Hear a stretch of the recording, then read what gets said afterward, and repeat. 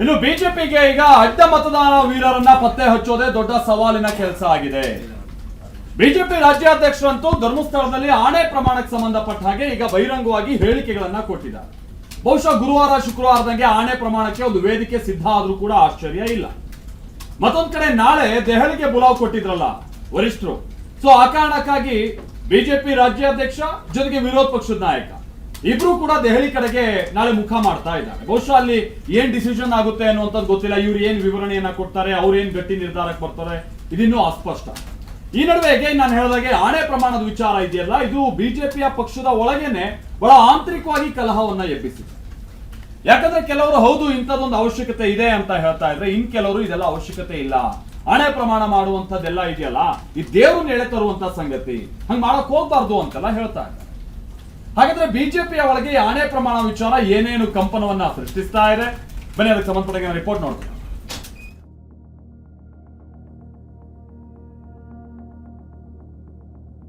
ಧರ್ಮಸ್ಥಳದಲ್ಲಿ ನಮ್ಮ ಶಾಸಕಾಂಗ ಪಕ್ಷದ ಸಭೆಯನ್ನ ಕರಿಬೇಕು, ಸತ್ಯದ ಬಗ್ಗೆ ಗೊತ್ತಾಗಬೇಕು.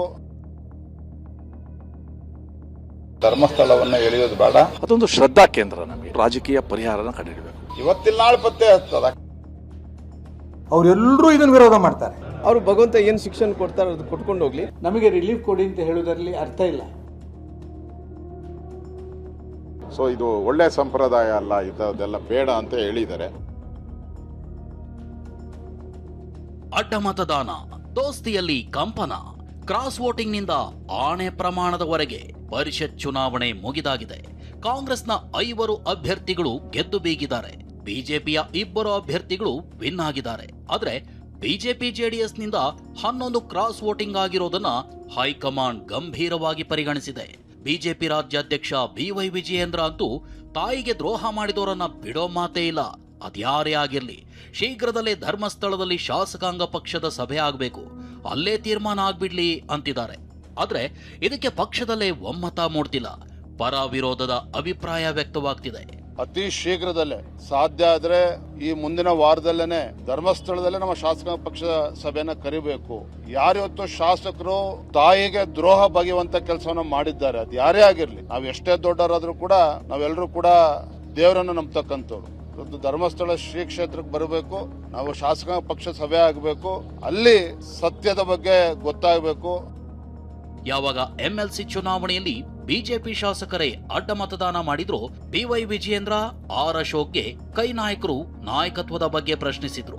ಇದು ಹೆಚ್ಚಿನ ಒತ್ತಡ ತಂದಿತ್ತು.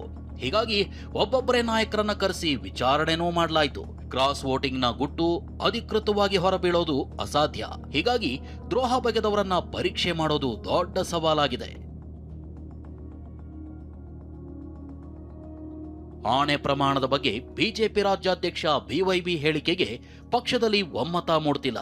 ಬಿಜೆಪಿಯ ಹಿರಿಯ ನಾಯಕರೇ ರಾಜಕೀಯ ವಿಚಾರದಲ್ಲಿ ಧರ್ಮಸ್ಥಳದ ಹೆಸರು ತರೋದು ಸರಿಯಲ್ಲ ಅಂತಿದ್ದಾರೆ. ವಿಜಯೇಂದ್ರಗೆ ನೋವಾಗಿದೆ, ಆದ್ರೆ ಪುಣ್ಯಕ್ಷೇತ್ರವನ್ನ ಎಳತ್ತರೋದು ಬೇಡ ಅಂತ ಕೇಂದ್ರ ಸಚಿವ ಪ್ರಹ್ಲಾದ್ ಜೋಶಿ, ಶಾಸಕ ಸುರೇಶ್ ಕುಮಾರ್ ಹೇಳ್ತಿದ್ದಾರೆ.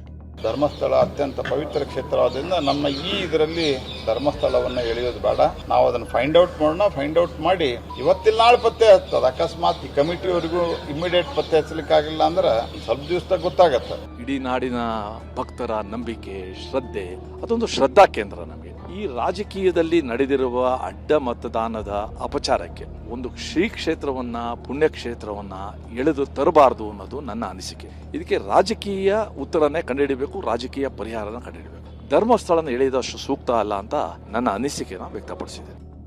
ಆಣೆ ಪ್ರಮಾಣ ಬೇಡ ಅಂತ ಹಿರಿಯರೇ ಹೇಳ್ತಿದ್ದಾರೆ.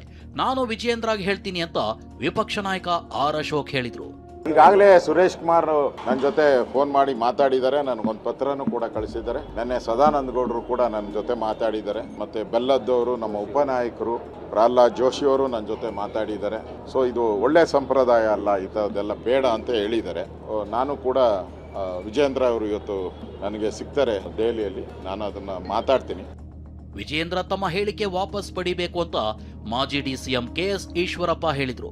ಇನ್ನು ಮಾಜಿ ಸಚಿವ ಶ್ರೀರಾಮುಲು, ಸದಾನಂದ ಗೌಡ ಆಣೆ ಪ್ರಮಾಣ ಎಲ್ಲ ಬೇಡ ಅಂದ್ರು. ಯಾರು ಧರ್ಮಸ್ಥಳದ ಮಂಜುನಾಥನ ಭಕ್ತರಿದ್ದಾರೋ ಅವರೆಲ್ಲರೂ ಇದನ್ನು ವಿರೋಧ ಮಾಡ್ತಾರೆ. ಎಷ್ಟು ಭಕ್ತಿಯಿಂದ ನಡ್ಕೋತಾ ಇದ್ದಾರೆ, ಕೋಟಿ ಕೋಟಿ ಜನ ನಡ್ಕೋತಾ ಇದ್ದಾರೆ. ಅವರೆಲ್ಲರ ಮನಸ್ಸಿಗೂ ನೋವಾಗುತ್ತೆ. ಅದಕ್ಕೋಸ್ಕರ ನಾನು ವಿಜಯೇಂದ್ರಂಗೆ ಸಲಹೆ ಕೊಟ್ಟಿದ್ದು, ಆ ಸ್ಟೇಟ್ಮೆಂಟ್ ಏನು ಕೊಟ್ಟಿದೆ ವಿಡ್ರಾ ಮಾಡು. ಮತ ಹಾಕುವಂಥ ಟೈಮಲ್ಲಿ ಮೋಸ ಮಾಡಿದಾರೋ ಅವರು ಭಗವಂತ ಏನು ಶಿಕ್ಷಣ ಕೊಡ್ತಾರೋ ಅದು ಕೊಟ್ಕೊಂಡು ಹೋಗ್ಲಿ. ಹಂಗಾಗಿ ಇದು ಒಳ್ಳೆ ಅನ್ನಂಥ ಮಾತು, ಬ್ಯಾಡ ಅನ್ನಂಥ ಮಾತು ಅವ್ರು ಹೇಳಿರೋ ಕಾರಣ ಹೋಗೋದು ನನ್ನ ವಿಚಾರ ಕೂಡ ಪ್ರಹ್ಲಾದ್ ಜೋಶಿ ಅವರು, ಸುರೇಶ್ ಕುಮಾರ್ ಅವರು, ನಮ್ಮೆಲ್ಲ ನಾಯಕರು ಏನು ಹೇಳಿದಾರೆ CT ರವರು ಅದು ಇಟ್ಕೊಂಡು ಅದು ಸರಿಯಲ್ಲ ಅನ್ನೋಂಥದ್ದು ಕೂಡ ನಾನು ಹೇಳಬೇಕಾಗುತ್ತೆ. ಅದರ ಬಗ್ಗೆ ಭಾರಿ ವಿರೋಧ ವ್ಯಕ್ತಪಡಿಸಿದೆ. ಧರ್ಮಸ್ಥಳದ ಆ ಪುಣ್ಯಭೂಮಿಯ ಮೆಟ್ಟಲ್ನಲ್ಲಿಟ್ಟು ನಮಗೆ ರಿಲೀಫ್ ಕೊಡಿ ಅಂತ ಹೇಳುವುದರಲ್ಲಿ ಅರ್ಥ ಇಲ್ಲ. ಧರ್ಮಸ್ಥಳದಲ್ಲಿ ಆಣೆ ಪ್ರಮಾಣಕ್ಕೆ BY ವಿಜಯೇಂದ್ರ ನಿರ್ಧಾರವನ್ನ ಹೊಳಲ್ಕೆರೆ ಬಿಜೆಪಿ ಶಾಸಕ ಎಂ ಚಂದ್ರಪ್ಪ ಸ್ವಾಗತ ಮಾಡಿದ್ದಾರೆ. ಎಲ್ಲಿ ಕರೆದ್ರೂ ನಾನು ಬರ್ತೀನಿ ಅಂದಿದ್ದಾರೆ. ರಾಜ್ಯಾಧ್ಯಕ್ಷರು ಏನು ಕರೀತಾರೆ, ಅವ್ರು ಯಾವತ್ತು ಕರೀತಾರೆ ನಾವೆಲ್ಲ ಹೋಗ್ತೀವಿ. ಅವ್ರು ಯಾವ ರೀತಿ ಪ್ರಮಾಣ ಮಾಡ್ಬೇಕಂತ ಹೇಳ್ತಾರೆ ಆ ರೀತಿ ಪ್ರಮಾಣ ಮಾಡ್ತೀವಿ.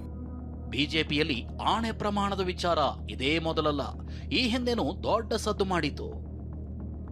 2011ರಲ್ಲಿ ಧರ್ಮಸ್ಥಳದಲ್ಲಿ ಪ್ರಮಾಣ ಮಾಡುವಂತೆ HDKಗೆ ಇದೇ ಯಡಿಯೂರಪ್ಪ ಸವಾಲು ಹಾಕಿದ್ರು.